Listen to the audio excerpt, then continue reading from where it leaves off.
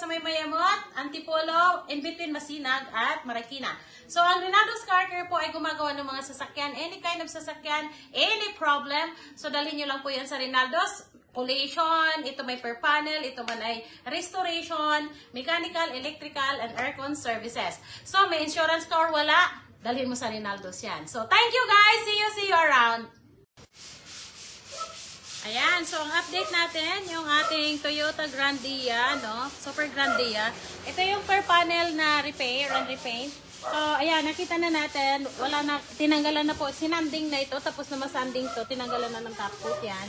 Kasi, kailangan yan para sa maayos na pagre-repaint niya. So, per panel lang naman po ito, tulad na sinabi ko nga po, per panel lang siya, so, yan, no, wala na rin dyan. Dito rin po, wala na, makikita nyo na yung portion lang, kung saan siya gagawin, yan lang din po yung nilalagyan natin ng dyaryo, okay? So, wala pa naman, hindi pa to. Repainting pa lang ito. So, tinanggalan pa na. Sinanding pa lang. Katatapos pa lang na sanding. Okay, dito tayo sa kabila. Ayan, dito po. Dito rin po. So, wala na rin ulit.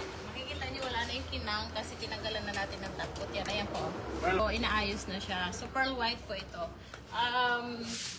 Dito rin po. Ayan, makikita rin natin.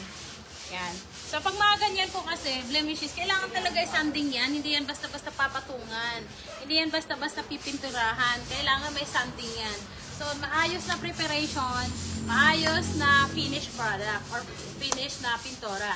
So, ang preparation natin, ganyan, inaayos natin. So, pinapadry ito. And also, pagkatapos po nito, i-primer na. And then, paint na ng kulay niya. So, this is pearl white. So Toyota Super Grandia. Per panel repair. Ayan. So, hindi naman kailangan buo. Kung may mga problema yung mga sasakyan nyo, ito man ay per panel, ito man ay buong unit, pwede natin dalhin sa Rinaldo's. Kinakalawang man, may untog, may baga, Rinaldo's mo na yan. Gawang Rinaldo's.